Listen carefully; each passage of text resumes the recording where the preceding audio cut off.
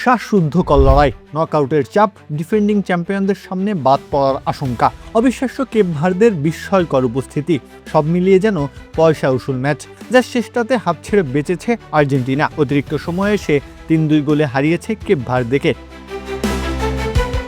শুরু থেকে বলের দখল ছিল আর্জেন্টিনার কাছে, তবে রক্ষণে সংগঠিত কেপ ভার্দেও বুঝিয়ে দিচ্ছিল তারা শুধু রক্ষণ সামলাতে মাঠে নামেনি। তবে ২৯ মিনিটে ম্যাচের পার্থক্য গড়ে দেন সেই মেসি।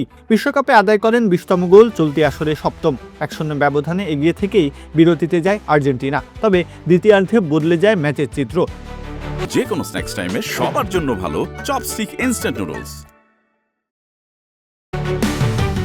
৫৯ মিনিটে চমক দেখায় কেপ ভার্দে। দেরোয় দুয়ার্তে আর্জেন্টিনার রক্ষণভাগকে অবাক করে দেন। এমিলিয়ানো মার্তিনেজকে পরাস্ত করে জালে জড়ান বল। ম্যাচ সমতায় ফিরলে আর্জেন্টিনা একের পর এক আক্রমণ চালায়, কিন্তু কেপ ভার্দের গোলরক্ষক ভুজিনহা যেন হয়ে ওঠেন অদম্য প্রাচীর।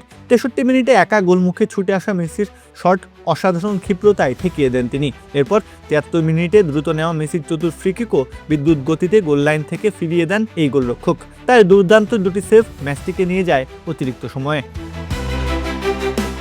অতিরিক্ত সময় শুরুতে আবার এগিয়ে যায় আর্জেন্টিনা। ৯৩ মিনিটে কর্নার থেকে আসা বল প্রথম পোস্টে দিক বদলে পৌঁছে যায় লিসান্দ্রো মার্তিনেজের কাছে। নিয়ন্ত্রণ নেওয়ার পর শক্তিশালী শটে তিনি জাল খুঁজে নিলে ২-১ ব্যবধানে এগিয়ে যায় আলবিসেলেস্তেরা। ১০৪ মিনিটে আবারও গোল শুট করে কেপ ভার্দে। আরও একবার দুশ্চিন্তার মেঘ ঘনীভূত হয় আর্জেন্টিনার আকাশে।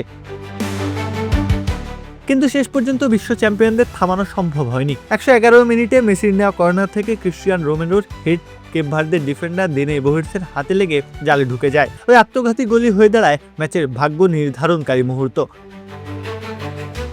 শেষ বাঁশি বাজার সঙ্গে সঙ্গে স্বস্তির নিঃশ্বাস ফেলে আর্জেন্টিনা। প্রত্যাশার চেয়েও কঠিন পরীক্ষায় উত্তীর্ণ হয়ে ৩-২ ব্যবধানে জয় তুলে নিয়ে শেষ ১৬ টিকিট নিশ্চিত করল লিওনেল স্কালোনির দল। অন্যদিকে দুর্দান্ত লড়াই করেও ইতিহাস গড়া হলো না কেপ ভার্দের। প্রত্যহ কাব্য, খেলা ৭১।